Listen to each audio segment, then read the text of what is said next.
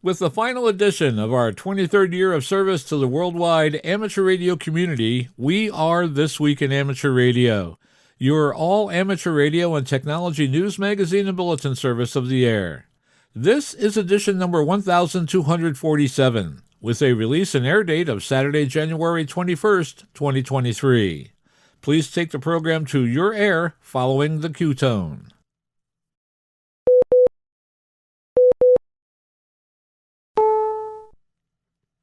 We are just 1 week away from beginning our 24th year of service to the amateur radio community all around the world.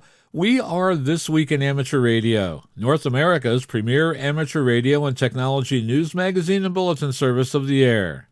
This is a QST with the stories for release around the earth as we come to air with edition number 1247 of This Week in Amateur Radio. Mystery antennas are appearing in the mountains of Utah. Winter Field Day 2023 is coming up. We will have all the details for you. AMSAT announces that FalconSat 3 is nearing re-entry. The Radio Society of Great Britain wants photos of your shack and is announcing a new display at the Radio Centre in Bletchley Park, UK. 2 ham radio bills introduced in Congress have died without action. Radio Relay International extends its digital network into Puerto Rico. The World Radio Sport Team Championship Sanctioning Committee is accepting proposals for the 2026 event. COVID-19 continues to take its toll on the amateur radio community. A recently held Sacramento County Aries drill turns out to happen in real life. We will have an update on the Beauvais Island D expedition, and NASA is looking for help from the amateur radio and citizen science community, and you won't need a telescope. We will tell you how to apply in this week's expanded report. These headline stories will be coming up in just a moment along with this week's special features. We'll visit with Bruce Page, KK5DO, and get an update from AMSAT and what's new with all of those amateur satellites in orbit. Our technology reporter, Leo Laporte, W6TWT, returns to answer the question, how much energy does it take to perform a single Google search? And he will talk about how pervasive the internet has become in our lifetime. Australia's own Onno Benshoff, VK6FLAB, and Foundations of Amateur Radio will take a look at what you should be learning. Our own amateur radio historian, Bill Continelli, W2XOI, returns with another edition of the Ancient Amateur Archives. This week, Bill takes us back to the beginning of the technician class license and how early technicians were ostracized from the ham radio community until they were given full recognition as true amateurs. Our tower climbing and antenna master, Greg Stoddard, KF9MP, will take a look at what maintenance you should be doing to your tower and antenna system as we begin the new year. We will have the 2022 year-end Parks on the Air wrap-up with Matt Here and 3MWV. We will be taking a look at the pervasive Russian woodpecker, the over-the-horizon radar that swept through the HF bands during the late 70s and middle 80s. That and a lot more is all straight ahead as this special expanded edition of North America's premier amateur radio and technology news magazine and bulletin service, This Week in Amateur Radio, takes to the air right now. Reporting from our headquarters studio here in the snowy suburbs of Albany, New York, I'm George, W2XBS. And reporting from the newsroom in Half Moon, New York, I'm Terry Saunders, N1KIN. And reporting from the western Catskills of upstate New York, where mud season has arrived 2 months early, I'm Don Hulick, K2ATJ. And reporting from our news bureau in Rochester, New York, along the southern shore of Lake Ontario, I'm Dave Wilson, WA2HOY. What do you call it when computer science majors make fun of each other? Cyberbullying. Reporting to you from just outside the capital of Albany in Glenmont, New York, this is Bob, W3BOO, Boo Radio. And reporting from our Troy, New York News Bureau, where we've been getting a wintry mix of just about everything, I'm Eric, KD2, RJX. And reporting from our news bureau in Fayetteville, Arkansas, where winter is still teasing us, I'm Will Rogers, K5WLR. And now with this week's lead story, here is Terry Saunders, N1KIN. Leading off the news this week, in an odd series of events that have been making news in recent days, authorities near Salt Lake City, Utah have been reporting the discovery of unusual antenna arrays along mountaintops and ridges. Officials in Utah say the first antennas actually began appearing more than a year ago. However, an increasing number of the devices have appeared within the last few months, according to Salt Lake Recreational Trails manager Tyler Finaro in a statement given to KSL TV5 earlier this month. With little information about who placed the devices on public lands and for what purpose, officials have faced the cumbersome task of having to hike into Utah's snowy foothills to remove the devices. Presently, the reason for the sudden strange appearance of these antennas remains a mystery, although at least a few ideas about the devices have been put forward. Based on images posted to social media, the primary components of the devices consist of an antenna, a router, a solar panel, and a sealed battery container. Although Salt Lake City's Department of Public Lands has been tasked with the removal of many of the devices, some have also appeared on the U.S. Forest Service property as well as land owned by the University of Utah. So, what are the devices and what are they actually being used for? A number of ideas have been put forward, ranging from amateur radio emergency data network units to regional deployments of MODIS wildlife tracking systems. However, in either case, permits should be able to be easily located to confirm this, in addition to available information online that would indicate the deployment of things like wildlife tracking systems, none of which have been found. Another possibility involves the potential use of the antennas as Wi-Fi repeaters. Although with the availability of satellite internet for customers in such remote areas, the illegal placement of antennas on public lands for such purposes again seems less likely. Presently, none of these theories have been confirmed, although in an email, Luke Allen with Salt Lake City's Department of Public Lands was clear about what his agency plans to do with them. Our main priority right now is to get them off the mountain, Allen said. Winter Field Day, sponsored by a Winter Field Day Association, is coming soon. This year, the dates are January 28th and 29th. John Ross, KD8IDJ, reports. Radio clubs around the country are activating for this event.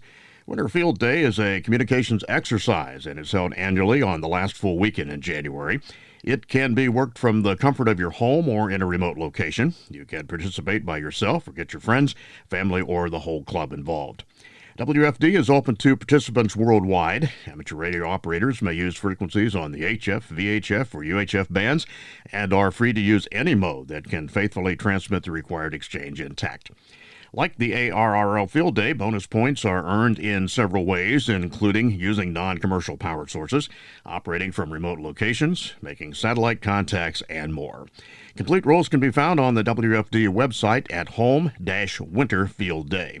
So that's Winter Field Day. That's January 28th and 29th. Also, don't forget to mark your calendar for the 2023 ARRL Field Day. That's June 24th and 25th, 2023. Combining these with ARRL's year-long event, Volunteers on the Air, is a great way to make contacts that count for both activities and get new operators on the air. I'm John Ross, KD8IDJ.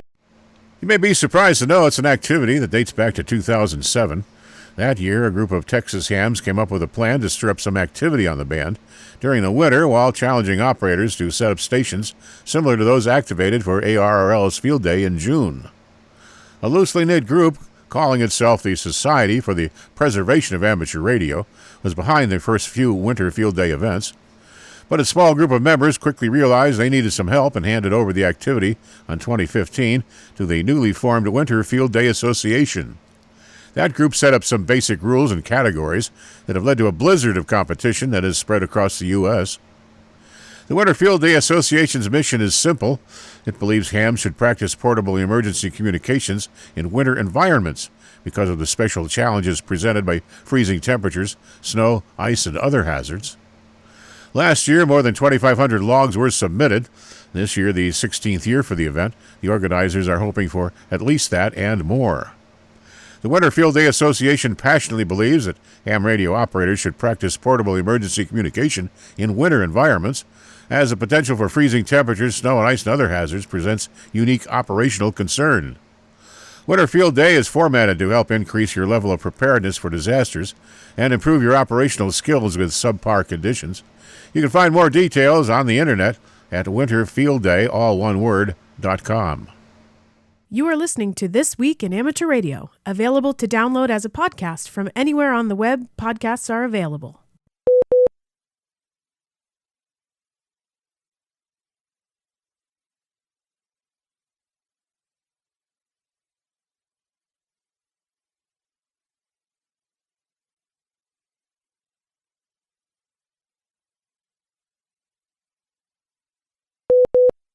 Many amateur radio operators and satellite watchers have been predicting the date and time of re-entry for FalconSat 3.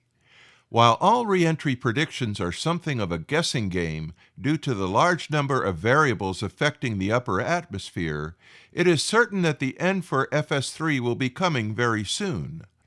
Radio Amateur Satellite Corporation board member and FS3 control operator Mark Hammond, N8MH, said he will try to have the satellite operational for its final hours.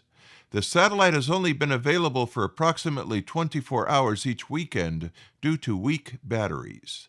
FalconSat 3 was built in 2005 and 2006 by cadets and faculty in the Space Systems Research Center at the United States Air Force Academy in Colorado Springs, Colorado. It is the fourth in a series of small satellites designed, built, and operated there as part of a capstone course, which brings together about 30 cadets each year from several different academic departments.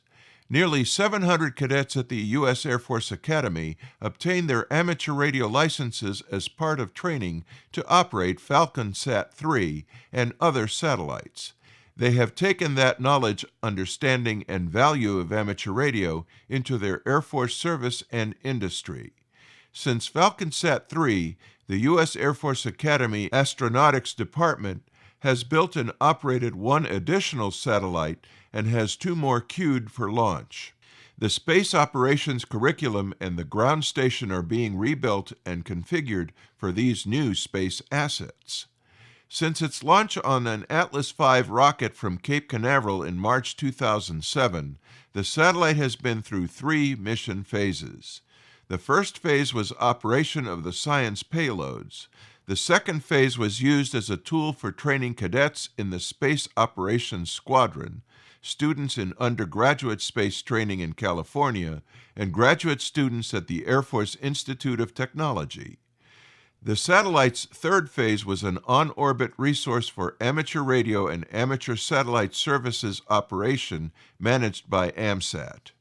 For amateur radio service, the downlink is at 435.103 MHz, transmitting 1 watt into a quarter-wave whip antenna. The uplink is at 145.840 MHz, and the receiving antenna is a quarter-wave whip antenna on the opposite side of the satellite. All UHF and S-band equipment on National Telecommunications and Information Administration licensed frequencies has been disabled. The VHF receiver is very sensitive. Modulation is 9600 BPS GMSK for the uplink and downlink. The broadcast call sign is PFS3-11, and the BBS call sign is PFS3-12, on Proto-APRS via PFS3-1. The core avionics were designed and built by Mark Kanawati, N4TPY, and Dino Lorenzini, KC4YMG, at SpaceQuest, and have performed remarkably well for nearly 16 years in orbit. Jim White, WD0E, was the lead engineer for FalconSat 3 at USAFA and managed the design, construction, testing, and early operations of the satellite.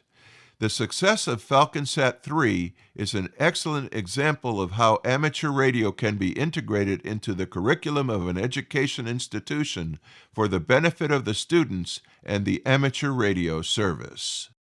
The Radio Society of Great Britain National Radio Centre at Bletchley Park is looking to create a new wall display illustrating some simple radio setups to inspire newcomers to get started in amateur radio.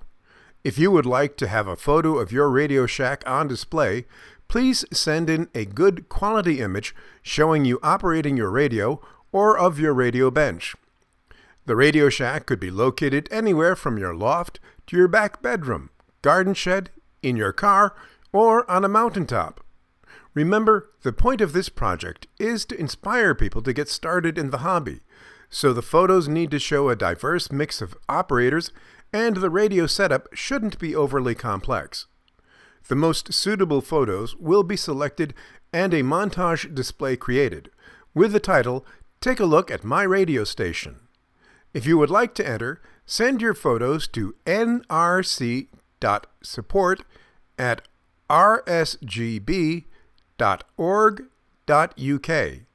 Again, that's nrc.support@rsgb.org.uk. Meanwhile, after several months in restoration and development, a Wheatstone tape perforator and Wheatstone high-speed Morse transmitter have gone on display in the RSGB National Radio Center at Bletchley Park. Used extensively from the 1940s until at least the late 1960s, such systems enabled the transmission of Morse signals either via telegraph or by wireless at consistently high speeds, without errors such as that might have been introduced by hand-sent Morse. The display is connected to an audio oscillator, so with a push button on the outside of the display case, visitors are able to start the transmitter, see the paper tape being read, and hear Morse characters being sent. 2 bills aimed at helping hams were introduced in the waning days of the 117th Congress. The ARRL reported that H.R. 9670, introduced by Ohio Representative Bill Johnson, would preempt most antenna restrictions imposed by homeowners associations, and H.R. 9664, introduced by Arizona Representative Debbie Lesko, would instruct the FCC to replace symbol rate limits in HF amateur radio communications with bandwidth limits, a topic on which the ARRL has had a rulemaking request pending for several years without commission action. Homeowner association antenna restrictions, of course, have been the subject of ARRL lobbying efforts over several decades. As both bills were introduced in the final days of the 2021-22 congressional session, they died without action at the end of the year. As we come to air in mid-January, it was unclear if either bill had been reintroduced or whether the sponsors had any plans to reintroduce them. Radio Relay International, an independent amateur radio messaging organization, has expanded its digital traffic network infrastructure to Puerto Rico. According to the organization, the digital traffic network is a hybrid mesh network utilizing HF for long-haul traffic and VHF-UHF gateways for local emergency communications activities. Over the past year, according to Radio Relay International, the group has been providing training to volunteers in Puerto Rico, as well as technical support and one-on-one assistance. During Hurricane Maria, it says, one Radio Relay International volunteer alone handled over 2,000 welfare messages out of the stricken area. The system has the advantage of universal interoperability between voice and CW and digital platforms. Radio Relay International handles traffic as radiograms in voice, CW, and digital modes via the digital traffic station function. Message traffic can also be routed between WinLink and Radio Relay International's own system. Radio Relay International also sponsors the National SOS Radio Network and Neighborhood Radio Watch programs. Puerto Rico now becomes part of a larger service of RRI's digital traffic network connections that also include Asia, Oceania, and Europe. While much of the amateur radio world awaits the start of the World Radio Sport Team Championship in Bologna, Italy this coming July, the WRTC Sanctioning Committee is already looking forward to hearing from prospective host sites for this prestigious event to be held in 2026. WRTC is an on-site amateur radio competition, usually held every 4 years. The 2022 event was delayed due to the worldwide public health challenges and government responses to the COVID-19 pandemic, and is now scheduled to be held in Bologna, Italy in July 2023. Groups interested in hosting WRTC 2026 should submit a letter of intent with a summary proposal. This should include the following items: committee organization, identifying each of the principals involved and any relevant organizational and amateur radio experience, especially in contesting/radio sport. Competition description, including planned number of teams, geographic location of operating sites, and competitor selection process. Social aspects, including approximate schedule, travel, and housing arrangements for participants. Financing, including an outline of the budget and fundraising approach. A detailed budget is not required at this time. Expected assistance and involvement from local and regional amateur radio organizations and regulatory authorities. Public exposure, including plans to publicize and promote the event locally and worldwide. The deadline to submit letters of intent is March 31st. Send details directly to Tina Broniak, Sierra 50 Alpha, by email.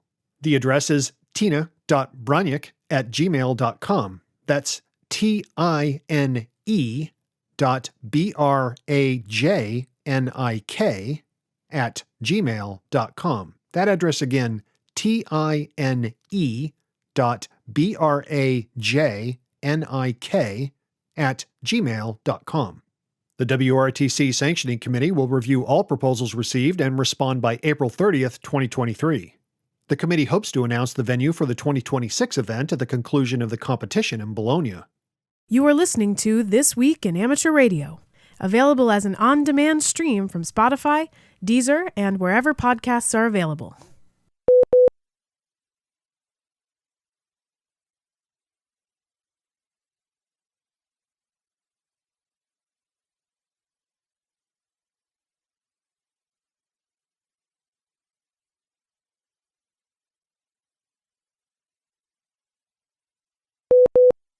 Just a month ahead of its big event in Florida, the Orlando Hamcation has announced the 2023 Hamcation Award winners.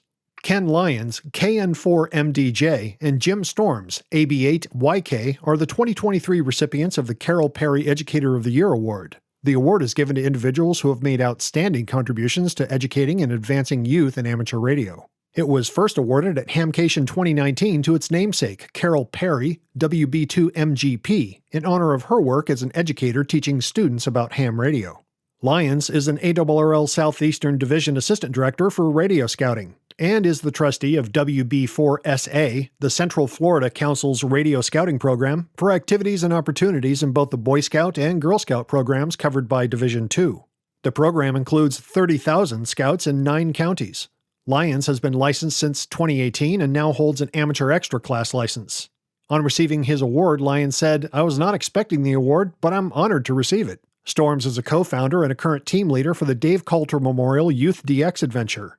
He co-founded the Youth DX Adventure in 2010 with Dave Coulter, KB8OCP, now Silent Key. He has been licensed since 2007 and holds an amateur extra class license. He's also an ARRL member and general chairman of 2023 Dayton Hamvention.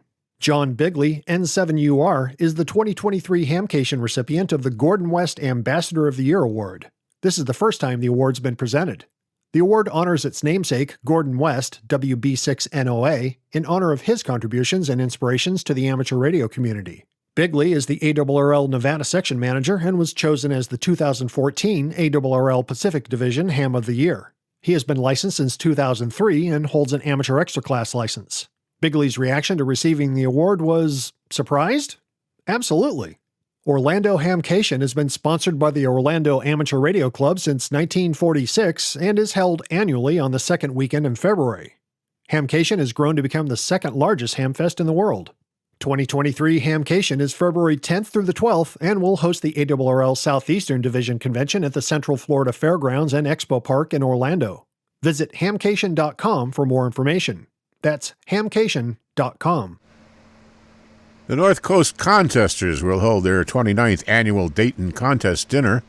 The dinner will be held at the Hope Hotel, located at Wright-Patterson Air Force Base in Dayton, on Saturday night, May 20th, 2023 at 6:30 p.m.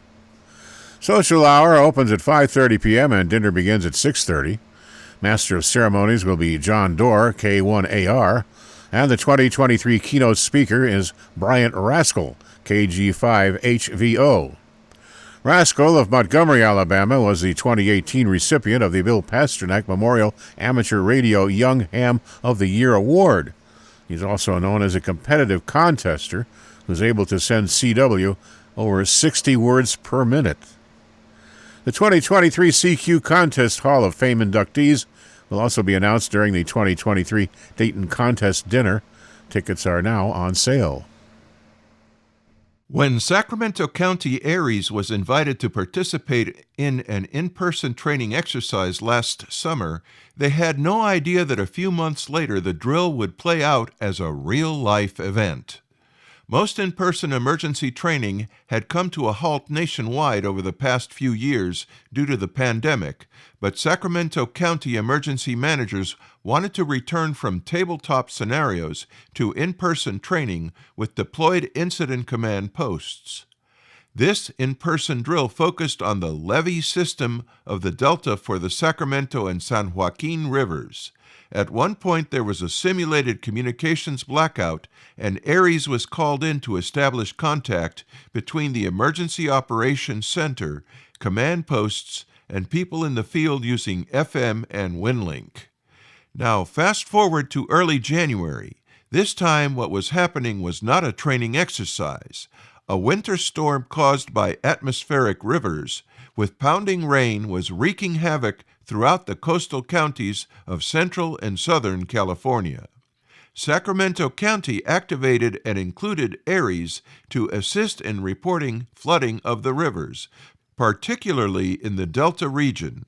Sacramento County Emergency Coordinator Jay Ballinger, N6SAC, said that thanks to the drill, the familiarity the hams had gained with roads around the river region, as well as with the county emergency management, allowed Aries to effectively deploy and report.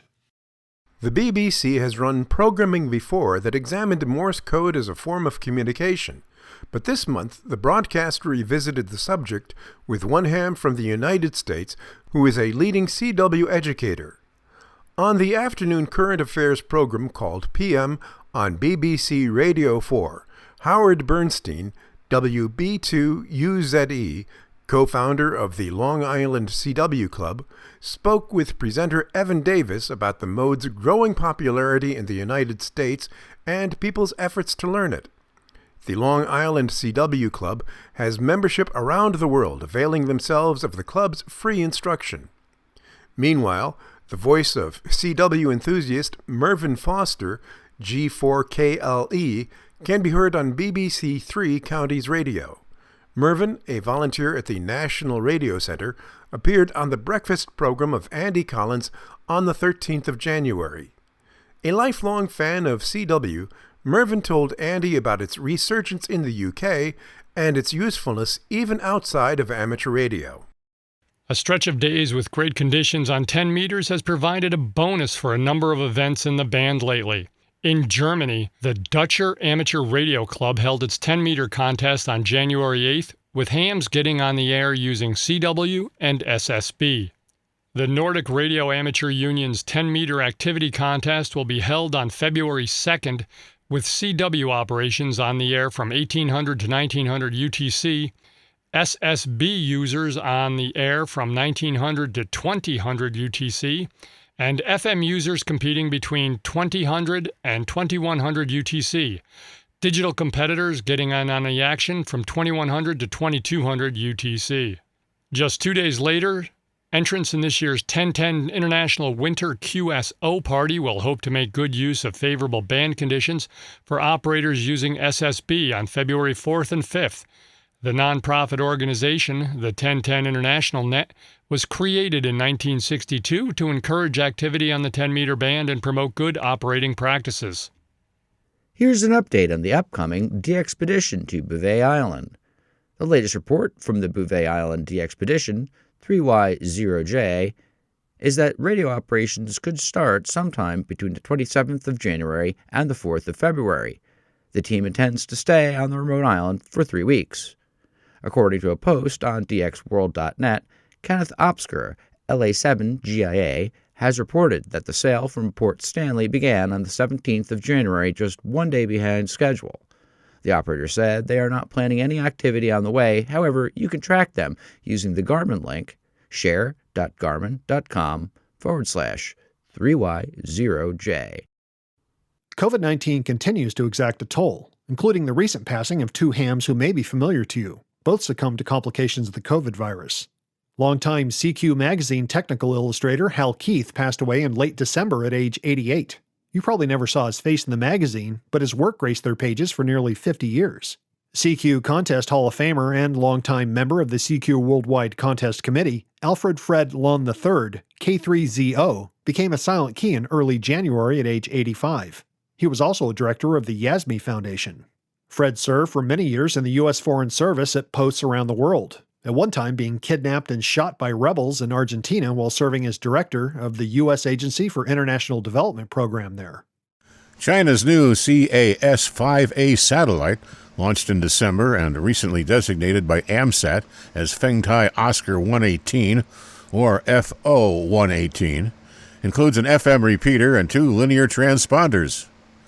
While one transponder uses the common band layout of 2 meters up to 70 meters down, the second has an uplink of 15 meters, 21.427 to 21.442 megahertz, and a downlink on 70 centimeters, 435.498 to 435.512 megahertz. This is the first amateur satellite carrying an HF transponder since the Russian radio Sputnik series in the 80s and 90s. According to the AMSAT news service, FO-118 was designed, built, and tested by a group of 31 high school students, working closely with CAMSAT, the Chinese amateur satellite group. The satellite also carries CW and GMSK's telemetry beacons. AMSAT UK has a user manual for FO-118 available online at the UK AMSAT website. You are listening to North America's premier news and information service for the amateur radio hobbyist. We are This Week in Amateur Radio.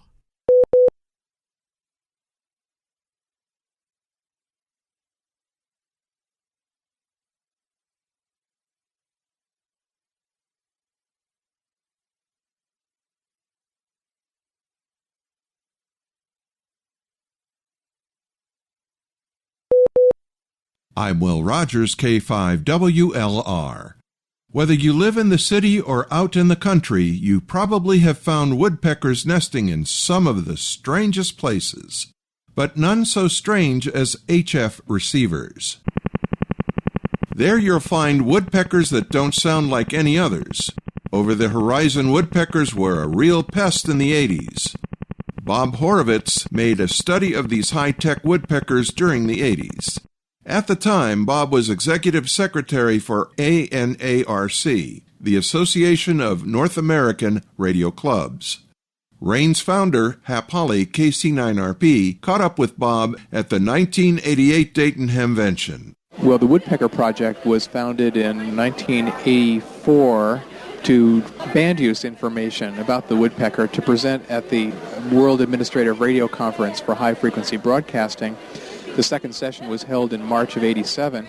The report was a distillation of monitoring from all around the world. 140-some monitors in 20-some countries tracked the woodpecker for 3 days in October of '85, and all this information was distilled and presented in a written report to the HF Broadcasting Conference, and it was released at the climax of the conference. I have to say, the U.S. delegation was very supportive of the project. The report got an incredible reception among the delegation, and it was introduced to the delegates a day before a provision was adopted in the recommendations of the conference to require the ITU to monitor the HF broadcasting bands to identify the sources of harmful interference. The ITU being? The International Telecommunication Union, the group that sponsored this radio conference. Anyway, the wording of that provision to identify sources of harmful interference was broadened specifically to include the woodpecker. It was not just the co-channel interference from one broadcasting station to another, but any intentional harmful interference that was present in the bands. And that was a way of accommodating our interests in the U.S. position. The question of what the woodpecker is still shrouded in a bit of mystery. The Soviet Union has only said that they're for test purposes, and they say that they're for propagation research. Very few people believe that they would spend this kind of money and arouse this kind of wrath and endure the condemnation of countries just to gather information about the ionosphere. It is being used occasionally for ionospheric research, but most people that have studied it think it's a radar, and that the frequency selection process shows that it's specifically designed for over-the-horizon applications. But beyond that, it's kind of hard to tell what it's designed to detect. My own feeling is that it's primarily to detect naval vessels in the oceans off the coast of Siberia and the North Sea. But there are other people who believe that it's for tracking aircraft, and the Defense Department says that it's for early detection of ICBMs. So there's a wide range of possibilities. Even if you accept the notion that it's a radar, it's still not clear what its purpose is. Why necessarily use HF frequencies for such radar communications? Can't that be done elsewhere? Well, it's true of all over-the-horizon radars that they must use the same features of propagation that allow broadcasters to span oceans for the sake of getting an echo back from over the horizon. If the targets that they were interested in could be detected by a line-of-sight signal, they wouldn't need to use HF, and that's one of the reasons why people assume that the woodpecker is an HF over-the-horizon radar. The problem with that is that all of the HF band, except for a few channels for radio astronomy, are really reserved for communications purposes.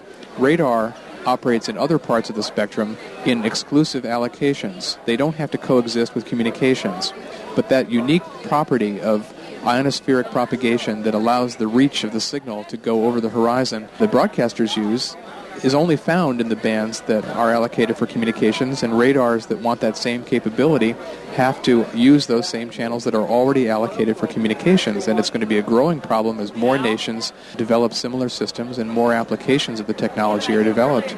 Now, the U.S. has an over-the-horizon radar installation, but I understand that is not causing problems with stateside communications.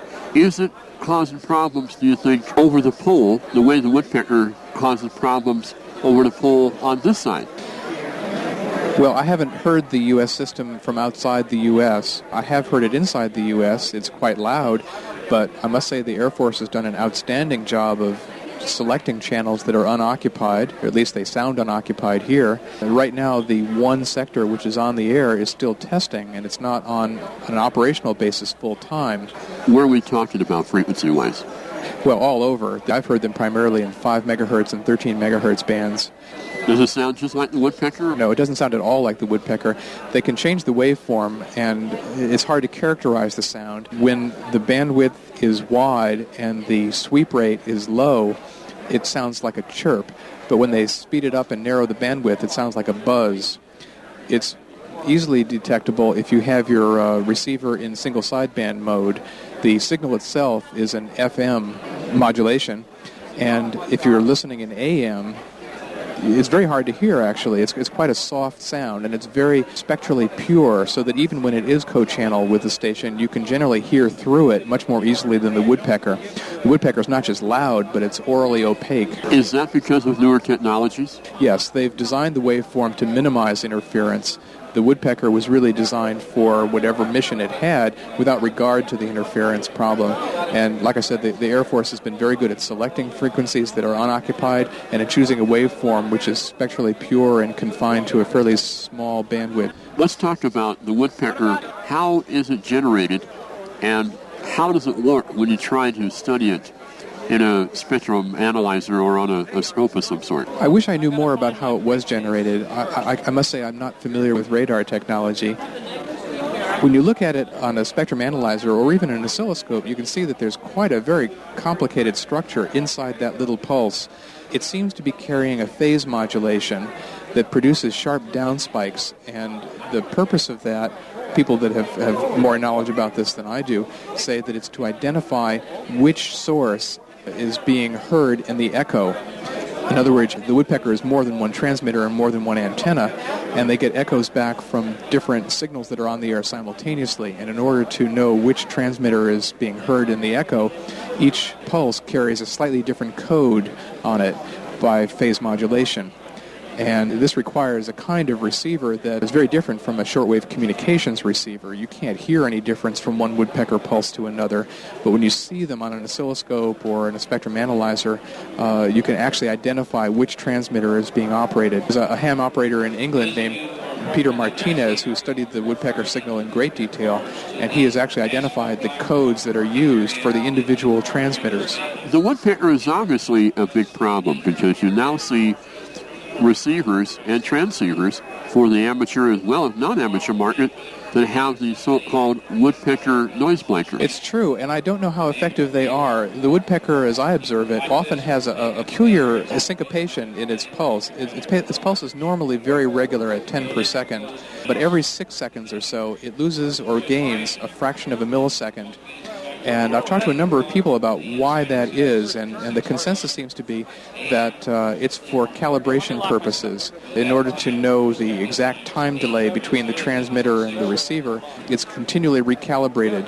There may be other purposes, there may be other interpretations, But that little syncopation suggests to me that you would need a very sophisticated blanker if it's actually tracking the pulses by time, because it would have to have that same syncopation, and that would be a very difficult thing to pull off. It would almost have to be detecting the signal and responding immediately to its presence. If it were operating under a separate clock, it would go out of sync every 6 seconds, in other words.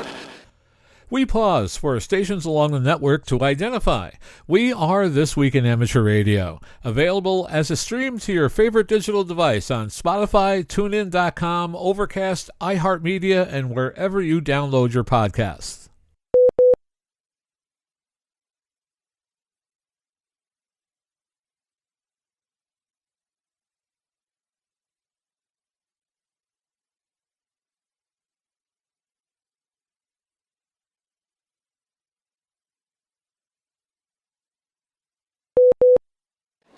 Are you aware of any additional stepped-up activity from the woodpecker? Here in the spring of '88, we've seen more activity from the woodpecker than I've seen in the last few years. Do you think it's just a matter of the sunspot cycle being more favorable now for receiving it? No one really knows how effective the woodpeckers are. My own guess is that they're not very effective even at their best. Certainly the sunspots improving the propagation means that they're probably getting a better echo back, and therefore they might be using it more. I think, though, that the real issue isn't so much whether the woodpecker is active or inactive, because it comes and goes at one time or another, but that this whole technology is developing and that people are finding new applications and new budget money to build enormously powerful systems.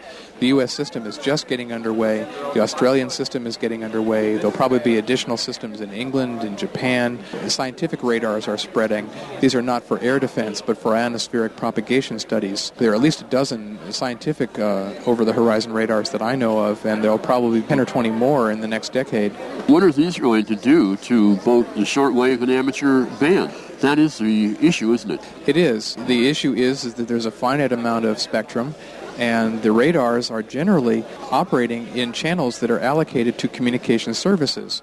So it's crucial that there be monitoring by the radars to know whether the channels they're picking are occupied or not. And I'm afraid that in the case of a radar that's a relatively low-budget university operation, they may not have the equipment or the skilled personnel or even the interest in trying to minimize interference. A system like the Air Force is building, where they know they're going to be a real problem to other users, they're really taking a great deal of effort to minimize interference. But somebody who's just an academic doing ionospheric propagation studies in a place, say, in Sweden or France or Canada, may not be so careful.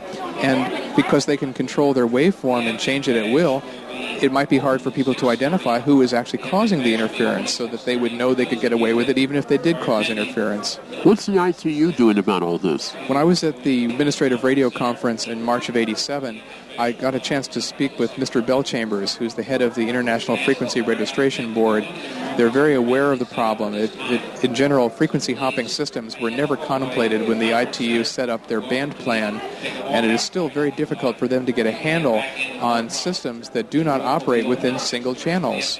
They're aware of the problem, they're aware that it's growing, and they don't really have the framework to do much about it. And particularly in the case of the ITU, they don't have any police force that goes out to shut down transmitters. They're really depending on the cooperative attitude of the nations that belong to the Union. And in the case of the Soviet Union, we've seen that a nation with an uncooperative attitude can really wreak havoc. Are you optimistic that countries will take a more responsible approach to helping to protect the spectrum which their own people use to listen to the broadcasts emanating from the same country that may be putting these over-the-horizon signals out? I can't say I'm optimistic about the future. I think that this technology of over-the-horizon radar is fascinating, and it has a lot of scientific value and military value, and that we're going to see more systems in the future. I think the spectrum is going to be filled with more radars. I just don't know what will happen. There'll be a point of diminishing returns, obviously, where if the interference gets bad for communications, it's going to get just as bad for radars. The thing that concerns me most is that I think people will start to see the meteorological applications of over-the-horizon radar. That is for predicting weather patterns over the oceans where the coverage of ground stations is lacking. And once meteorological applications take over, I think we're going to see a lot more radars operating around the clock. And that concludes Hapali KC9RP's interview with Bob Horovitz at the 1988 Dayton Hemvention. Besides studying the Russian woodpeckers in the mid to late 1980s, Bob was executive secretary for ANARC, the Association of North American Radio Clubs, at the time. It should be noted here that these high-tech woodpeckers went the way of the Soviet Union in 1989. The United States has begun work on the deployment of a new long-range, over-the-horizon radar system for the United States Air Force, which will be placed on the Pacific island of Palau. The sensor station, known as the Tactical Mobile Over-the-Horizon Radar, or TACMOR, will be set up on the highly strategic island of Palau. The sensor station intends to improve the situational awareness of U.S. and allied forces operating in the region in the air and maritime domain. The Department of Defense announced on December 28th that it had granted Gilbane's Federal Business a $118.4 million contract to develop the structural foundation of a new U.S. Air Force radar station to be built in the Republic of Palau. The Naval Facilities Engineering Systems Command Pacific acts as the contracting activity for what is known as the TACMOR Infrastructure Project. The work is anticipated to be finished by June 2026. Over-the-horizon radars are radar systems that can locate highly distant targets beyond the range limit of conventional radars. They operate in the HF frequency band of 5 to 30 MHz and can detect objects hundreds to thousands of kilometers away. These radars employ powerful radio signals transmitted by a big antenna or an array of antennas. Similarly, using a high-frequency sounder antenna and a backscatter sounder, TACMOR will transmit high-frequency over-the-horizon flight information. The system will also complement another air and maritime domain awareness radar station in Palau, which was announced in 2017. The data gathered by TACMOR will be forwarded to an off-site operations control center via a secure, undisclosed receiver site. Their control center can access real-time target tracking and extraction data to support combatant command tasks. A modern over-the-horizon radar on Palau can support space-based and terrestrial sensor and weapon systems. The system will likely function to cue and provide early warning of approaching ballistic, cruise, and hypersonic weapons, as well as enemy ships and aircraft.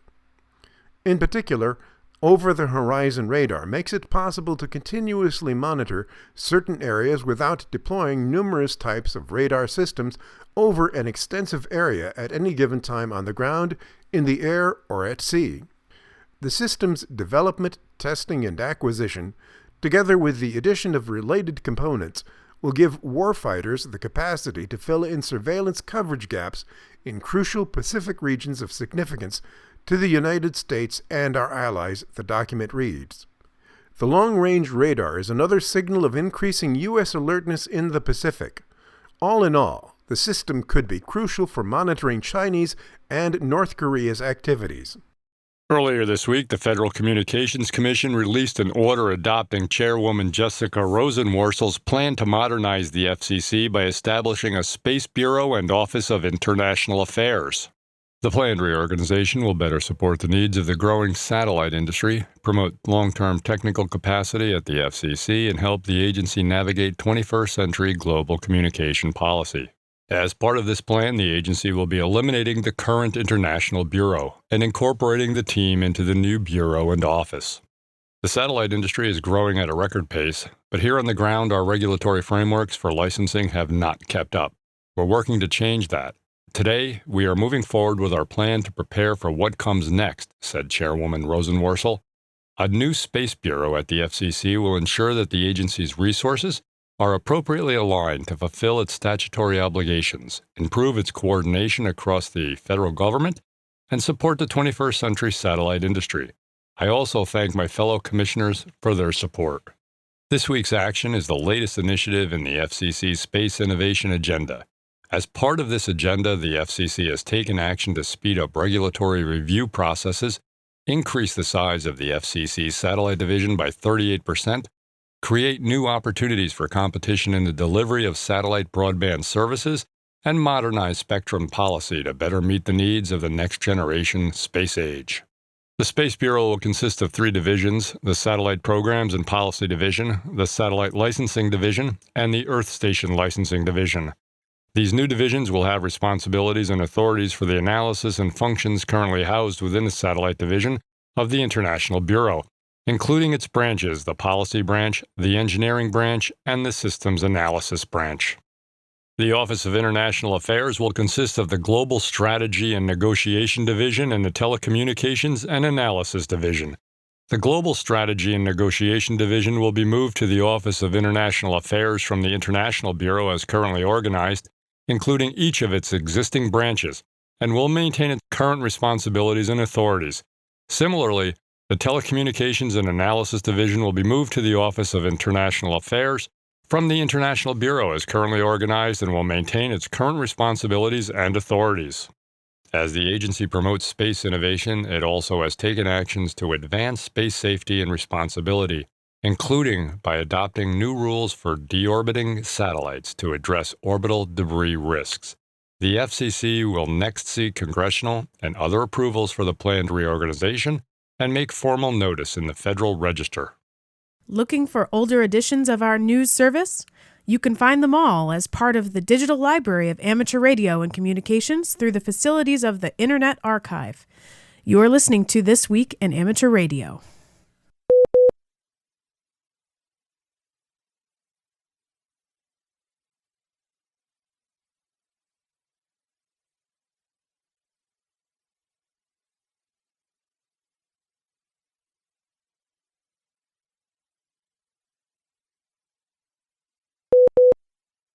And now with the latest technology news and commentary from Petaluma, California. This Week in Amateur Radio is proud to present Leo Laporte. I don't know, how are you feeling these days? I feel, now I'm in an unusual situation because I overshare already. I'm on the air talking to people 5 days a week, 4 days a week.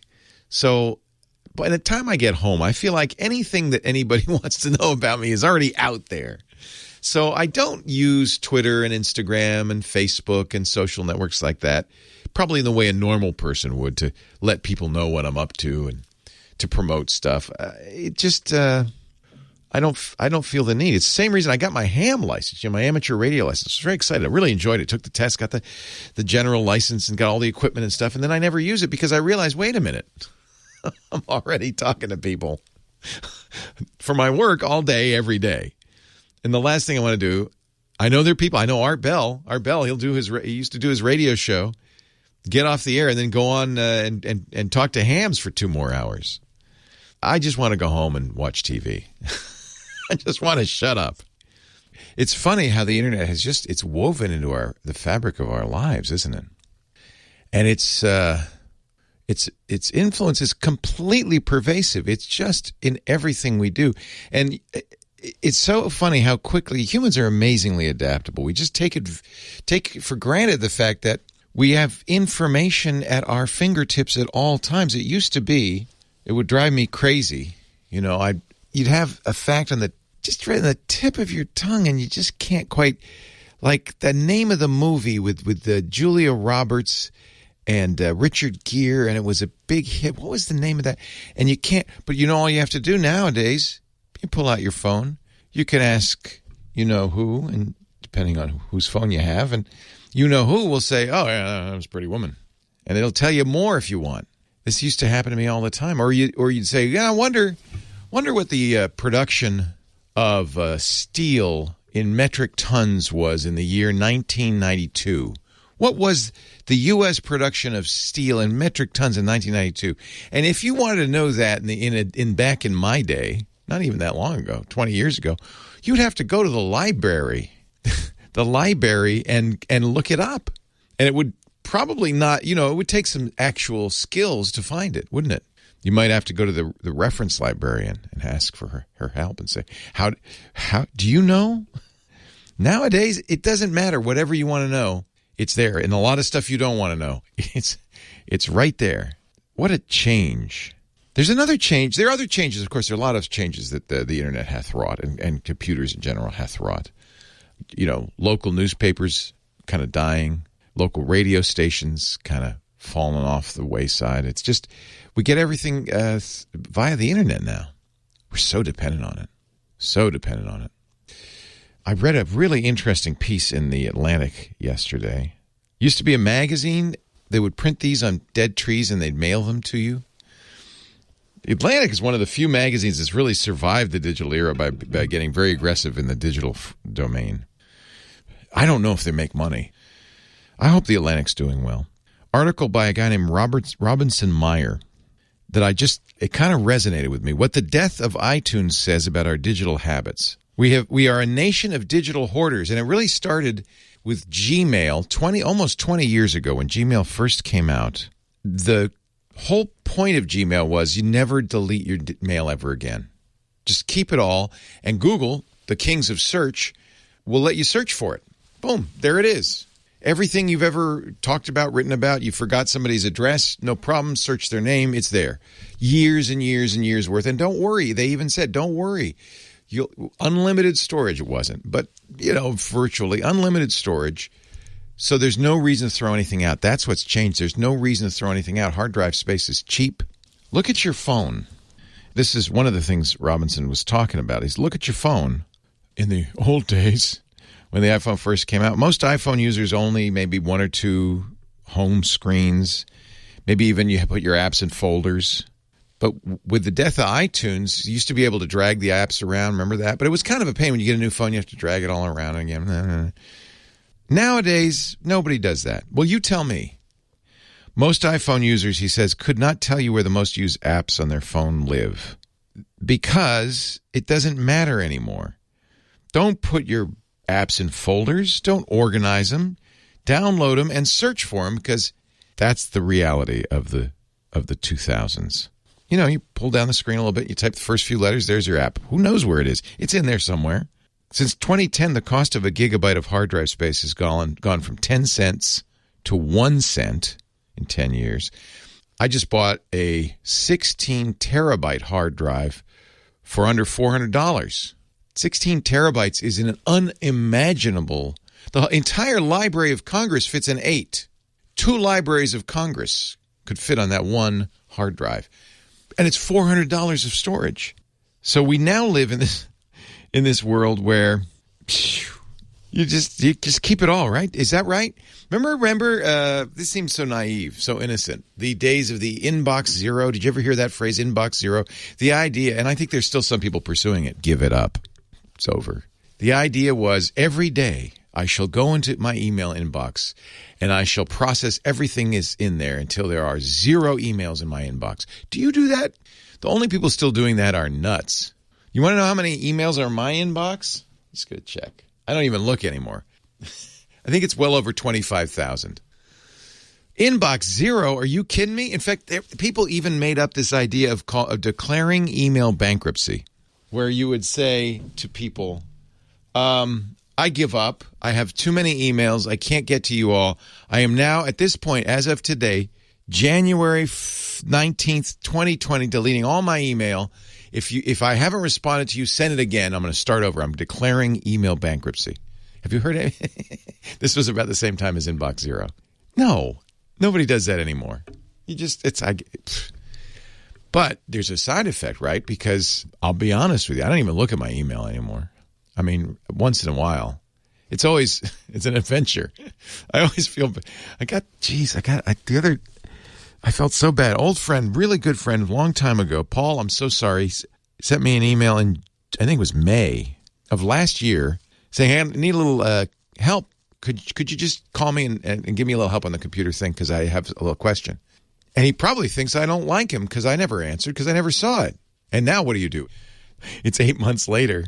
Now what do? Do I answer it? What would you do? Would you answer it and say, oh, I'm so sorry, I didn't see this? That's kind of sad. That's pathetic. Would you just continue to ignore it and then let him have the misapprehension that I hate him? Because I don't. I love him. But I don't know what to do. All right, I'm sorry. Retro G is correcting me. There's so much hoarding going on at the Library of Congress. It has gone from 8 terabytes to 20 terabytes. So I need to buy 2 drives. and then I'd still have a little left over.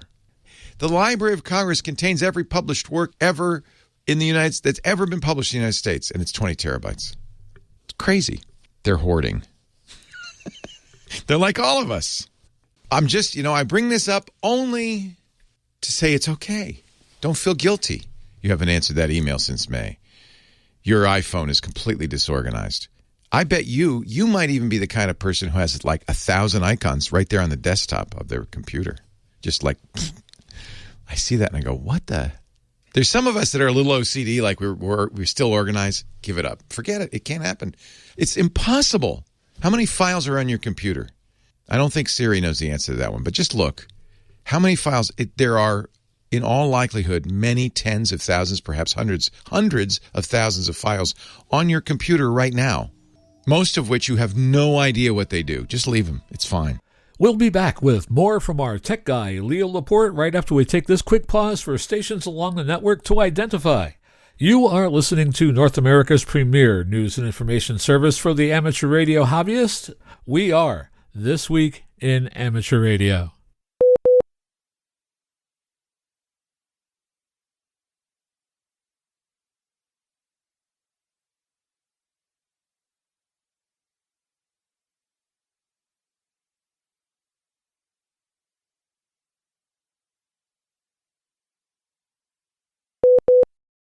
You know how much energy a simple Google search uses? We don't think of it. We don't really think of that, do we? I mean, we don't go, oh wow, I got to cut back on my Googling.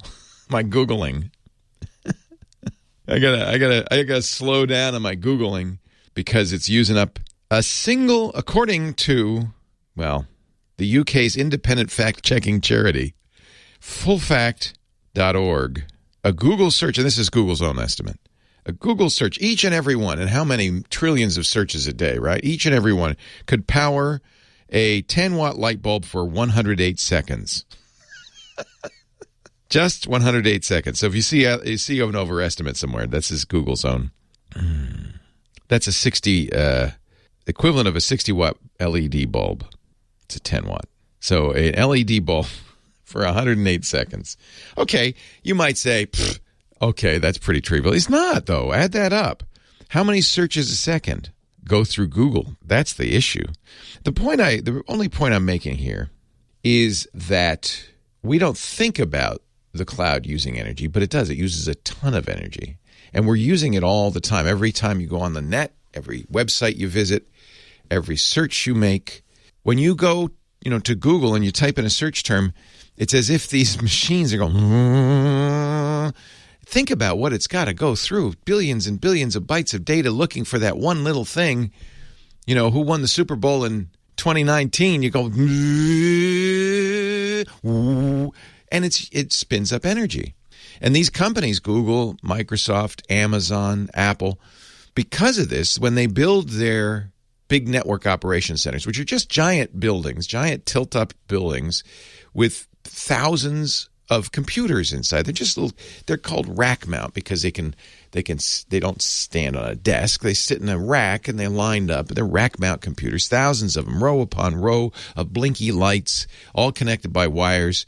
And it's not just the computers. Those things use energy. They heat up. Oh, they heat up. That's another problem. You got to have a lot of air conditioning in there to keep imagine if you put 10,000 computers in a small, in a 10,000 square foot space, how hot it would get in there. So you've got to have giant air conditioning. So a lot of power used up by these network operations centers.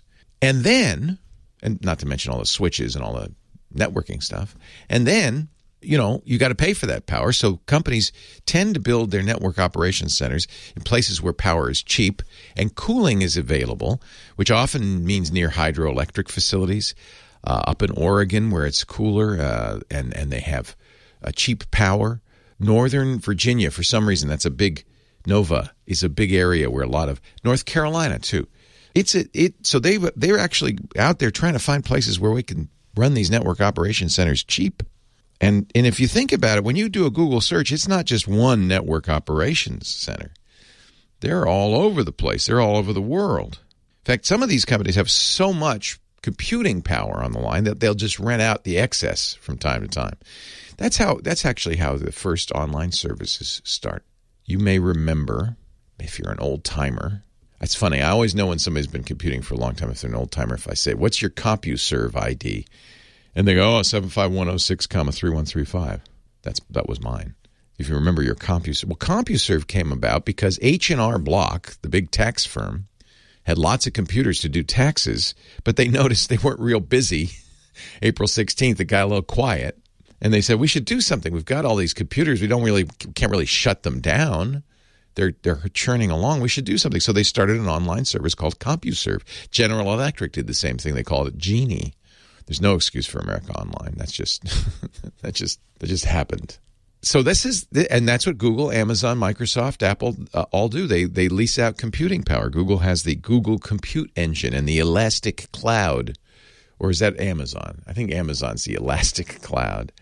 They have AWS, Amazon Web Services. Turns out they make more money on AWS than they do on selling stuff to you. Did you know that? Amazon, in order to be Amazon, had to put all these computers together, build these network operations centers. They also had to build fulfillment centers, right? Big warehouses all over the country where your stuff is so that they can ship it out to you. And Jeff Bezos, you don't get to be the richest man in the world without a little bit of smarts, right? He said, we got all this excess capacity, both in fulfillment centers and in computing. What can we do with it? They created Amazon Web Services, many billions of dollars a year in revenue. It's very profitable for them. For storage, for computing. If you go to a website, most of your websites, most of the places you go are not, if you go to the Washington Post, it's not some computer in Washington, D.C. No. It's an Amazon server, Amazon Web Services server somewhere else. AWS is, even my website, if you go to techguylabs.com or our podcast site, twit.tv, those are running on Amazon Web Services. Everybody does. Why would you want to do anything else? Amazon, it's cheap. It's got all this extra stuff. And then they had all these fulfillment centers. What else did they do? Well, about half of all the stuff you buy from Amazon now isn't from Amazon. You're buying it from a third party that is using Amazon's facilities to store and ship their stuff. It's actually been an amazing success, not just for Amazon, but just for our economy, because it's a lot easier to start a business. Whether you're going to be a software startup, a website, maybe you're going to sell stuff out of your house, you don't have to have a fulfillment center. You don't have to have shipping. You just say, okay, Amazon, you handle it. I'll send you the order, you handle it. And you make your little profit. Some of it goes to Amazon. Same thing with computing. If you're a startup, I don't want to have to run a server. I don't, so you can do it on Amazon or Microsoft does this, Google does this. A lot of companies do it now with their excess server capacity. It's kind of interesting. It's really kind of powered this modern technology age. We don't think about it. It's infrastructure. It's the cloud. It's out there. But no, it's the cloud. When you do a Google search, many dozens of computers wake up and say, hello. They pull down enough power to power a 10-watt bulb for 108 seconds. And they give you the answer. And boy, do they give you the answer fast. Think about that. We just take this for granted now. But if I type in who won the Super Bowl in 2019, I don't even have to type it. I can ask Siri, who won the Super Bowl in 2019? Patriots beat the Rams in the Super Bowl by a score of 13-3 on February 3rd, 2019. That was less than 1 second to get that answer. And 108 seconds of light bulb power. That's pretty remarkable, isn't it? We really take that for granted. There is a whole bunch of stuff, and it's happening invisibly behind the scenes. Pretty cool, I think. We live in interesting times, don't we? Anyway, I'm glad you were here, and I'm here, and I'll be here next week, and I hope you'll come by and bring your friends, too, as we talk high tech. Leo Laporte, the tech guy. Are you ready for another trip into amateur radio history? I'm Bill Continelli, W2XOY, and I'll be back in a moment with another edition of the Ancient Amateur Archives, here on This Week in Amateur Radio. We pause for stations along the network to identify. We are This Week in Amateur Radio, available as a direct download on our website at www.twiar.net.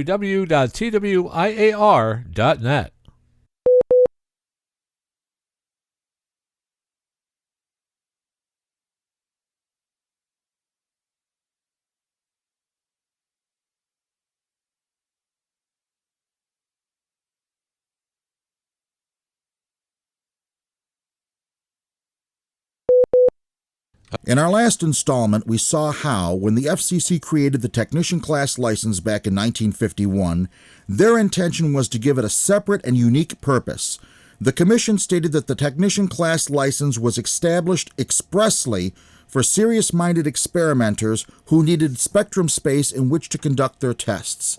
It was not established as a communicator service and was not to be a stepping stone between the novice and general class licenses.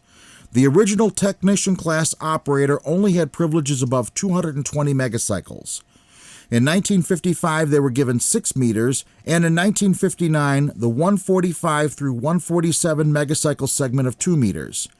Getting additional frequencies for technicians was difficult. The petitions could not mention communications as a reason, but rather had to show that there was a need for additional experimentation on the 6 and 2 meter bands. Because of the experimental nature of the license, technicians were not allowed to become RACI stations. They also faced some discrimination by a few higher-class amateurs. In fact, several proposals were made to the FCC to punish technicians who used the airwaves to communicate rather than to experiment. In 1962, 2 events occurred. First, the FCC denied petitions to give technicians the 29.5 through 29.7 megacycle segment of 10 meters, as well as full 2-meter privileges. In rejecting these petitions, the FCC stated there was considerable misunderstanding about the role of the technician class and restated the experimental policy they had issued back in 1951. Also that year, a new amateur publication hit the market, VHF Horizons. Concentrating on 6 meters and above, this magazine was full of technical articles, construction projects, contest information, and VHF news. But it was the editorial content of VHF Horizons that broke new ground. For the first time, an amateur magazine called for a rewrite of FCC policy. They wanted technicians to be considered full-fledged amateurs and not just experimenters. Naturally, this caused controversy in the amateur community. Technicians who considered themselves communicators flocked to this new publication, while some higher-class amateurs condemned it and restated their position that communicating technicians were violating FCC policy. Unfortunately, VHF Horizons was not able to turn a profit and expired after only 2 years. In 1967, the FCC instituted incentive licensing. While the actual frequency loss by technicians was minimal, just the first 100 kilocycle CW segment of 6 meters, the FCC still struck a blow to those wishing to remove the experimenter status from this license. The FCC once again turned aside requests to expand technician privileges to the full 2-meter band. In addition, the FCC also removed 2-meter voice privileges for novices and took away the right for an amateur to simultaneously hold a novice and technician license. According to the Commission, too many novices were operating 2-meter voice, were not increasing their code speed, and were upgrading only to technician instead of general when their novice license expired. Once again, the 1951 policy was restated. However, despite the FCC's position, thousands of technicians were on the VHF bands as communicators. With the rise of 2-meter FM, new technicians were taken to the airwaves every day, mostly with surplus wideband commercial equipment. Recognizing that the role of this class of license had evolved, the ARRL Board of Directors met on November 1, 1969, and came to a decision. In an editorial in the December 1969 issue of QST entitled Technicians as Communicators, the ARRL's new position was stated. Technicians were no longer experimenters, but rather full-fledged communicators. The ARRL proposed that they be given the full 2-meter band, the 29.5 to 29.7 megacycle segment of 10 meters, and the ability to once again hold a novice license simultaneously. The ARRL put these proposals before the FCC in a petition. The FCC did not immediately respond to this petition, but rather, in 1971, issued an odd ruling in which they stated that a technician class amateur could not use a repeater in which the input was in the technician subband of 145 through 147 megacycles, but the output was above 147. Nevertheless, since the repeater subband in the early 70s was 146 through 148 megahertz, and the technician was not allowed above 147, the FCC was under pressure. On October 17, 1972, technicians were given the 147 through 148 megahertz segment of 2 meters. The FCC denied technicians 10 meters, novice privileges, and the 144 through 145 megahertz segment of 2 meters, but the door was opened. With thousands of technicians on 2-meter FM, the FCC then moved slowly towards full VHF privileges for them, realizing that the experimenter designation was obsolete. In 1975, technicians were given novice frequency privileges. When the new repeater subband was opened at 144.5 through 145.5 megahertz, technician privileges were expanded to 144.5 through 148 megahertz. The FCC also realized that technicians could no longer be excluded from RACE's operation. In 1976, the FCC eliminated the mail order status of the technician exam and required applicants to show up at an FCC examination point. Finally, in 1978, technicians received full 2-meter privileges. In the eyes of the FCC, they were full-fledged amateurs. In 1987, the exam was made easier by splitting Element 3, the general written exam, into 3A for technician and 3B for general. Also in 1987, technicians received sideband privileges in the 28.3 to 28.5 megahertz segment of 10 meters. And, in a final act of technician liberation, in 1991, 40 years after the license was established, the code-free technician was created. So, if you meet a technician who has been licensed since the 1960s, treat him or her with dignity and respect, for they have suffered and endured years of being ostracized so that today's technicians can enjoy full VHF and UHF privileges. In our next installment, we will look at the development of repeaters and repeater regulations. I hope you will join me. The Recording Academy, announcing its Special Merit Awards recipients, has said the Audio Engineering Society is to receive a Technical Grammy Award during its Grammy Week celebration this February. Special Merit Awards are presented to individuals and/or companies, organizations, and institutions who have made contributions of outstanding technical significance to the recording field. In receiving this award, the Audio Engineering Society joins an elite list of previous recipients, which includes well-known names such as Apple Computer, JBL Professional, Shure, Sony, and Philips, among others. The Audio Engineering Society is the only professional society devoted exclusively to advancing audio technology. Founded in 1948 with the key goals of collecting, collating, and disseminating knowledge of audio science and its application, AES facilitates communication and collaboration that unites audio engineers, creative artists, scientists, and students with hundreds of local sections worldwide.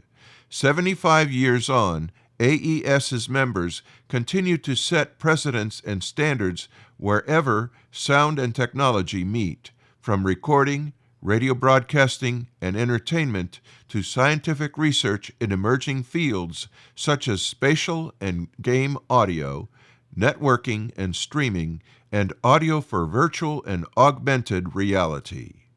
You're listening to America's premier amateur radio news magazine of the air, This Week in Amateur Radio.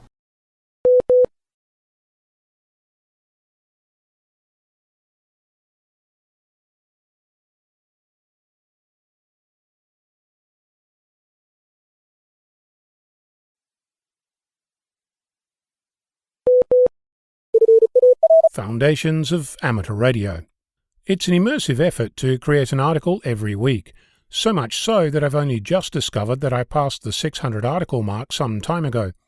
I'd open up a bottle of something celebratory if I thought it warranted the effort, but I'd rather talk about amateur radio, and what I've learnt since becoming licensed in December of 2010.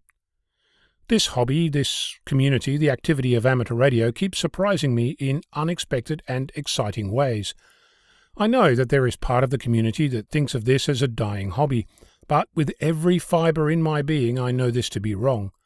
We explore, test, build and learn at every opportunity. Put any two amateurs in contact with each other, either physically or over the air, and you'll soon witness an exchange of ideas, of things that bring joy, hints of the next thing and the next. The inspiration for my writing comes from all manner of places.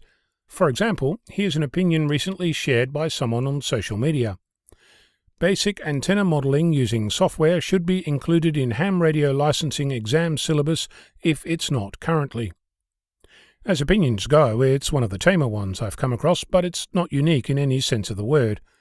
I've heard it described bemoaning the missing knowledge of new digital modes, or the need to upgrade my licence, or the idea that the introductory licence should come with a fixed expiry date. You might have heard similar ones phrased along the lines of a missing attribute that new licensees should be required to learn or know about before they can call themselves amateurs. It's also completely unhelpful. Let me explain why. I'll start with an analogy. When was the last time your driver's license expired because you didn't upgrade it due to new road rules, new vehicle types, new car accessories or speed limits? In case you're confused, the answer is never. Does amateur radio cause death and mayhem in the community? No. Do cars? So, in the scheme of things, even if amateur radio can be used to help save lives, it's not an activity that's generally considered life-threatening. You could argue that radio amateurs could cause life-threatening interference, and technically they can. So can any user of any piece of radio equipment, CB radio, mobile phone, Wi-Fi, you name it. Even a half-asleep electronics student in their first year of high school could do this. The skill isn't specific to radio amateurs. So what is this about, the requirement for antenna modelling or some other missing skill, and why does our community keep getting flooded with such, frankly, nonsense? In my opinion, it's the same phenomenon that laments the loss of Morse code, the fact that we lost the 11-meter band, that we are playing with FT8 instead of AM, that we prefer integrated circuits to valves. The world is a flowing feast, and amateur radio is along for the ride. Stand still and the world moves on. Should amateur radio licensing change? Absolutely. It should move with the times. It should lower the barrier to entry at every opportunity. It should explore the possible, not the requirements of a select group of people who decry the dumbing down of the hobby and want to preload every license exam with things that are absolutely irrelevant to the turning on of a radio and making noise. Will amateurs benefit from knowing that antenna modelling software exists? Sure they will, just like they'll benefit from knowing about valves and Morse code. That doesn't mean that they should be part of the exam process. I want new amateurs, no, all amateurs, to be curious, to ask, to discover, to explore, and to want to know stuff, not because it's a requirement to get a license, but because it's beneficial to their amateur journey. Every week I come up with a different way to look at our hobby because this hobby is so diverse. I've used the phrase 1,000 hobbies in one. So far I've just scratched the surface, some 600 weeks in. We'll see where we're at when I've held my license for another decade or so. So, have at it. What is missing from the current exam and why should it be included? I'm on it. Victor Kilo 6, Foxtrot Lima, Alpha Bravo. The National Science Foundation has reached an agreement with SpaceX to mitigate the effects of the company's second-generation Starlink satellites on astronomy, even as another organization goes to court to block the constellation's deployment. The National Science Foundation, which funds operations of several major observatories, announced January 10th that it had completed an astronomy coordination agreement with SpaceX regarding its Gen 2 Starlink constellation. The Federal Communications Commission granted a license December 2, 2022, to allow SpaceX to deploy a quarter of that 30,000 satellite system while deferring consideration of the rest of the constellation. That coordination agreement was a condition of the Gen 2 FCC license. The Georgia State Parks on the Air will be held April 1st and 2nd of 2023. John Ross, KD8IDJ, is here with more. ARRL member Claude Ray, AC4SH, said this is the first time that all of Georgia's 50 state parks have been involved. The objective is to encourage ham radio operators to visit Georgia state parks and experience the fun of Parks on the Air activation, said Ray. This is a fun contest only. The rules are minimal, the scoring is simple, and the main award is to simply have the fun of getting on the air. The entire process is largely based on the honor system, although logs of the top activators will be cross-checked. The contest period begins at 0800 Eastern Daylight Time, April 1st, 2023, through 2000 hours Eastern Daylight Time, April 2nd, 2023, and operating hours are subject to park rules and times. Every station participating in the event and submitting a log will, upon request, receive a certificate of participation, indicating the number of parks that have been contacted. I'm John Ross, KD8 IDJ. Participants with the top 3 scores in each of 5 categories will receive a certificate indicating the award. Georgia Activator Individual, Georgia Activator Club, In Georgia Hunter Individual or Club, Out of State Hunter Individual or Club, and Georgia Aries Club. Each station participating in the event and submitting a log will, upon request, receive a certificate of participation indicating the number of parks contacted. Ray added there's 47 parks who already have at least one ham planning to activate on April 1st and 2nd weekend. You can access the complete rules at gaparks.org/rules. A record number of pilgrims turned out this year for the largest religious pilgrimage in India. The Ganga Sagar Mela and the West Bengal Radio Club were there, as always, to assist with public safety, communications, and coordination for individuals who fell ill and needed airlifting from the island to area hospitals. More than a dozen people were reported missing at the massive gathering, and the hams assisted in reuniting them with their families on the island. Officials told the Hindu newspaper that they had the support of about 42 amateur radio operators. The Mela began on the 5th of January and ended on the 17th. While they were there, the hams were also able to make contacts as part of the Islands on the Air from the island, which is in the Bay of Bengal and has the designation of AS-153.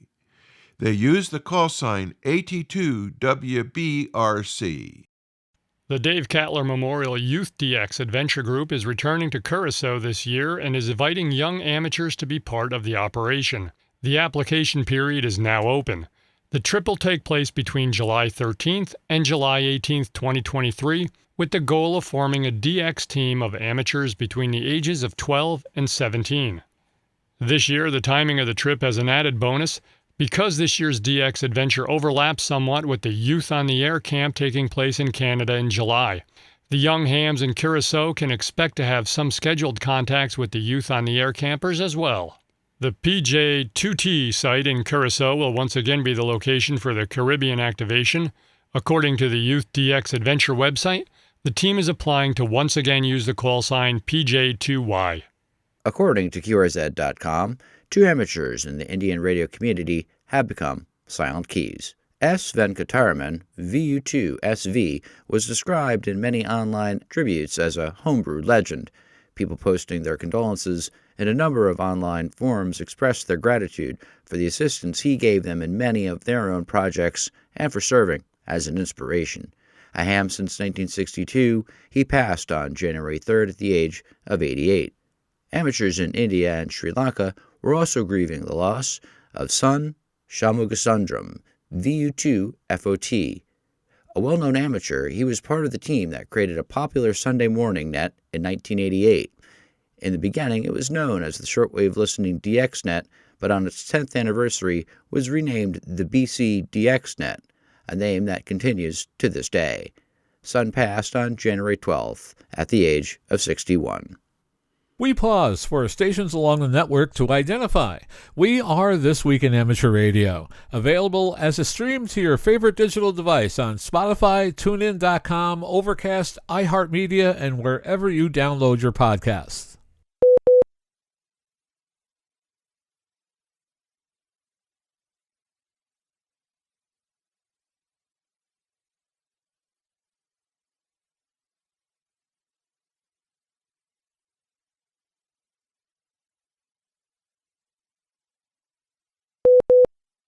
Bruce Page, KK5DO, has filed his weekly AMSAT report. And did you know you are now able to earn worked all zones on satellite? The current FM satellites for the U.S. only allow you to work about 16 CQ zones. Jump on IO117 digital, and you can work the others. Hector W5CBF earned WAZ satellite number 42 exactly doing that. This also means that you are able to earn DXCC on satellite by augmenting your contacts with some digital ones. This week, Paul, N8HM, worked the linear transponder on FO118, which has a 15-meter uplink and a 70-centimeter downlink. He used an FT817ND to an Alex Loop Walkham portable magnetic loop with only 5 watts. Sounds like a very nice portable station for that satellite. Remember, the satellite also has an FM transponder.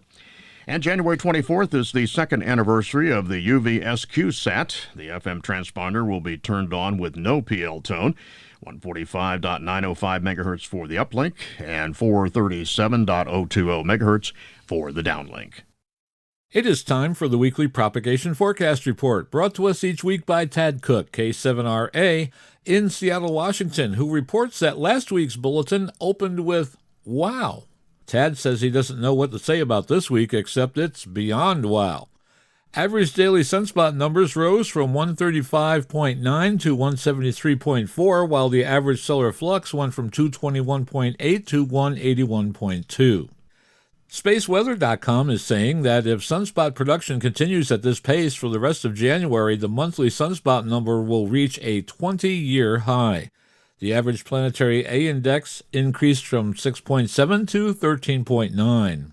On January 15th, the planetary A index reached a peak of 30, a very high value indicating a geomagnetic storm. Conditions were stormy throughout the week due to flares and coronal mass ejections. On that day in Fairbanks, Alaska, the College A index was 53. There was a large polar cap absorption event. 9 new sunspot groups appeared during this reporting week, January 12th through the 18th. 1 appeared on January 12th, 4 on January 13th, 2 more on the 15th, and 2 more, 1 each, on January 17th and 18th. So let's take a look at the predicted solar flux, which is 215, 212, and 210 on January 21st through the 23rd, 206 on January 24th and 25th, 200 and 190 on January 26th and 27th, respectively, 185 on January 28th and 29th, 190 on January 30th, all the way through February 2nd. Looking at the predicted planetary A index now, it will be 16, 12, and 8 on January 21st through the 23rd, 5 on January 24th and 25th, 8, 12, and 8 on January 26th through the 28th, 5 on January 29th through the 31st, 12, and 8 on February 1st through the 2nd. In radio sport contesting this week, and January 19th through the 20th, it's the Walk for the Bacon QRP contest, that's CW. January 20th through the 22nd, the Hungarian DX contest, that's CW and phone. January 21st and 22nd as well, the Pro-Digi contest, that's digital. On January 21st, the RSGB AFS contest, that's phone. January 21st and the 22nd, the North American QSO party, that's phone as well. And on January 21st and the 22nd, the NA Collegiate Championship, that is phone too. January 21st and 23rd is, of course, the ARRL January VHF contest. And the year-long ARRL Volunteers on the Air VOTA continues. Some upcoming section, state, and division conventions you want to be aware of. On January 20th through the 21st, it's the Southwest Florida Regional Hamfest hosting the ARRL Southern Florida Section Convention. That's in Fort Myers, Florida. January 20th through the 21st as well, the Cowtown Hamfest hosting the ARRL North Texas Section Convention. That's in Forest Hill, Texas. January 27th and 28th, the Capital City Hamfest 2003, hosting the ARRL Mississippi State Convention. That's in Jackson, Mississippi. And January 28th, it's Winterfest, hosting the ARRL Midwest Division Convention. That's in Collinsville, Illinois. Administrators from Parks on the Air have spent the past few days tallying up activator totals for 2022. Here is Matt here, N3NWV from Parks on the Air, with all of the details. Howdy POTA folks, I'm Matt, N3NWV, and this is the December 22 monthly POTA update, which is our 2022 year-end wrap-up. So instead of December statistics, let's talk about how 2022 stacked up against 2021. In terms of total activations, there were 141,477. That's a 195% increase over the previous year. 7,187 activators participated in these activations, which is a 171% increase over 2021. In total, 14,818 parks were activated, a 134% increase over 2021. These parks are spread out across 72 DXCC entities, a 147% increase over 2021. And drumroll please, we logged over 6.26 million QSOs in 2022. That's a 220% increase, more than double what we logged in 2021. And as you might expect with the maturity of the POTA program, a lot of the growth is happening outside of the United States. In IARU Region 1, we had 5,940 activators. That's a 418% increase over 2021. 4 times as many activators in Region 1. Mike Zero, Oscar, Victor, Golf was the most active activator with 257 activations. And Echo Alpha 2, Echo Zulu topped the QSO list with just shy of 46,000 total contacts. Fantastic numbers for Region 2 outside of the continental U.S. as well. 11,630 activations represents a 267% increase over 2021. The gold stars go to Hotel India 8 Delta with 973 activations. Pretty impressive. And Victor Echo 3 Tango Hotel Romeo with just over 37,000 total QSOs.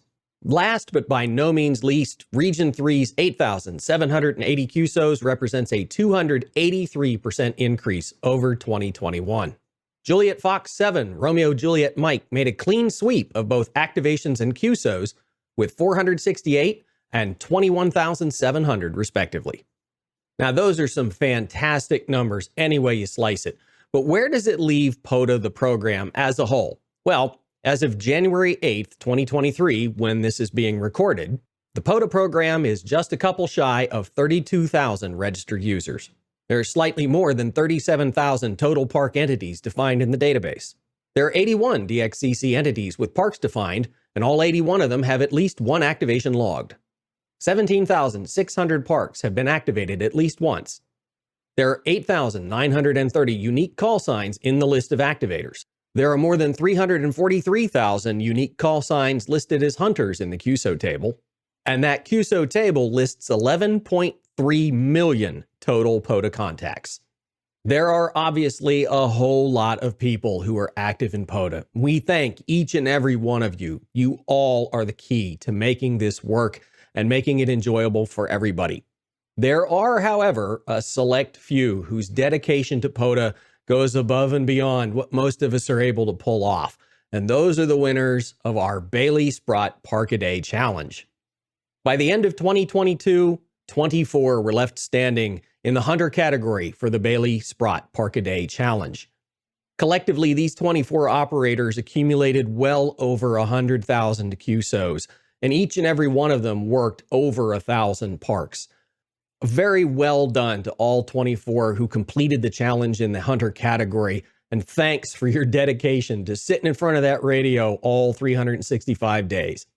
And finally, the moment you've all been waiting for, we have 6, count them 6, survivors of the activator version of the Bailey Sprott Challenge. These 6 intrepid individuals managed to get out there and do a POTA activation all 365 days of calendar year 2022. Those 6 are Kilo 4 November Yankee Mike, Bill, Kilo Bravo 3 Whiskey Alpha Victor, Carrie, Kilo Delta 4 Mike Zulu Mike, Eric, Kilo Echo 8 Papa Zulu November, James, November 2 November Whiskey Kilo, Dell, and Whiskey Charlie 1 November, Robert. If you hunt parks on the air, the odds are that you've worked one, if not all 6 of these activators. To call them pillars of the POTA community would be the understatement of 2022. Thank you, and well done to all 6 of these truly first-class operators. Judging by the database, they're at it again in 2023, so good luck there too.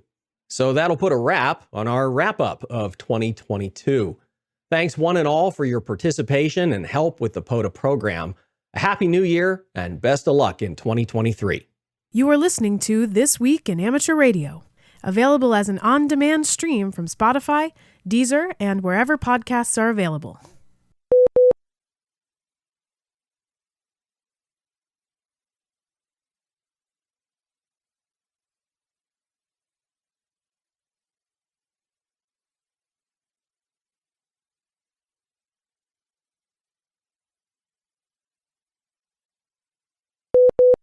The fourth annual KFF Marathon Challenge kicked off on the 1st of January, encouraging participants in the Worldwide Flora and Fauna Awards program to strive for their best scores once again this year, either as activators or hunters. KFF is the designation of the Worldwide Flora and Fauna program for activation sites within the United States and its territories. Awards are available for the top North American hunters, top DX hunters, and top activators. Some of the more interesting sites include the Hawaiian Islands National Wildlife Refuge, the Guam National Wildlife Refuge, Yukon Flats National Wildlife Refuge in Alaska, and Choctaw National Wildlife Refuge in Puerto Rico. Other parks, islands, caverns, and protected areas are located throughout the United States mainland.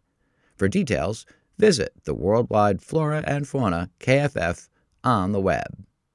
The Federal Emergency Management Agency released the 2022 National Preparedness Report, revealing the impacts that climate change and associated natural disasters continue to have on emergency management capabilities and communities across the country. The report focuses on the nation's changing risk environment, driven by climate change, physical and technological vulnerabilities, and inequity, preparedness indicators and measurements of national capability levels, and management opportunities that can assist communities in managing risks and addressing capability gaps. The report, available as a PDF at the FEMA website, identifies the challenges that emergency managers face in addressing a changing risk environment and how they can meet those challenges to help achieve a more prepared nation. Emergency managers and whole community partners, including the ARRL ARES program across the nation, can look to this year's report to help support decisions about program priorities, resource allocations, and community actions. Again, the report is available as a PDF on the FEMA website.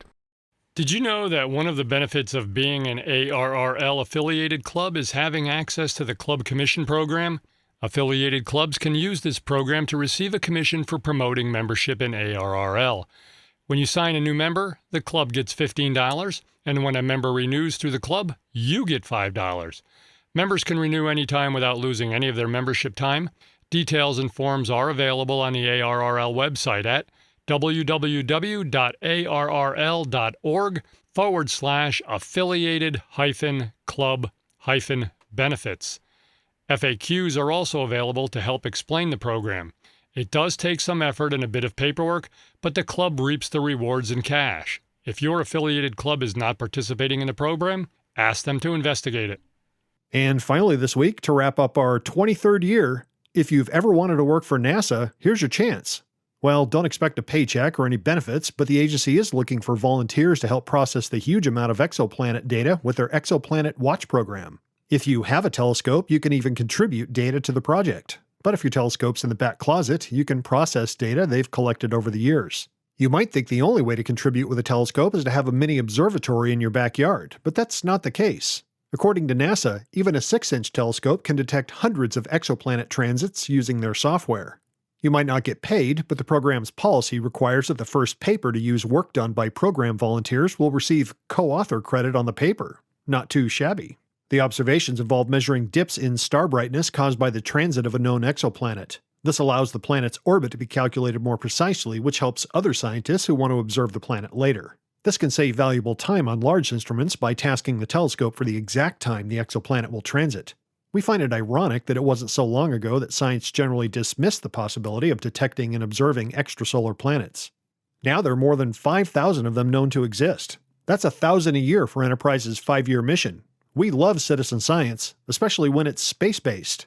There are several other projects on Zooniverse if you want a choice between space and other kinds of science. Check it out on zooniverse.org. That's ZOONIVERSE.org. We hope you'll be with us next week for the beginning of our 24th year of service to the amateur radio community. This Week in Amateur Radio is heard around the world on nets and great repeater systems like our newest affiliates, the K2IWR repeater on 147.180 MHz in Cortland, New York, and the K2MST repeater on 443.150 MHz serving all of Syracuse, New York. We welcome them aboard the vast This Week in Amateur Radio network of repeaters and nets around the world. If your net or repeater carries This Week in Amateur Radio, why not let us know about it, and we'll give you a free promo here on the air. All you need to do is put all the details into an email and give us the repeater call sign, frequency, area served, and the days and times that you carry This Week in Amateur Radio, and send it off in an email to w2xbs77@gmail.com. We'd be happy to hear from you.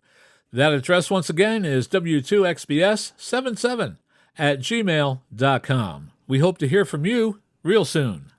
Many of the news and information items heard in this edition of This Week in Amateur Radio have been provided by the American Radio Relay League, the ARRL Audio News Service, and the ARRL Letter, AMSAT, the Radio Amateurs of Canada, the Shortwave Listening Post, the Federal Communications Commission, the Radio Society of Great Britain, and Ofcom, the South African Radio League, the International Amateur Radio Union, the Wireless Institute of Australia, and the Australian Communications and Media Authority, the New Zealand Association of Radio Transmitters, the Amateur Radio Newsline, the Rain Hamcast, Eric Guth, 4Z1UG and QSO Today, QRZ.com, the Rich on Tech podcast, courtesy of Premier Networks, the International Telecommunications Union, the 425DX News, Parks on the Air, and the Soda Reflector, and various news sources on the Internet.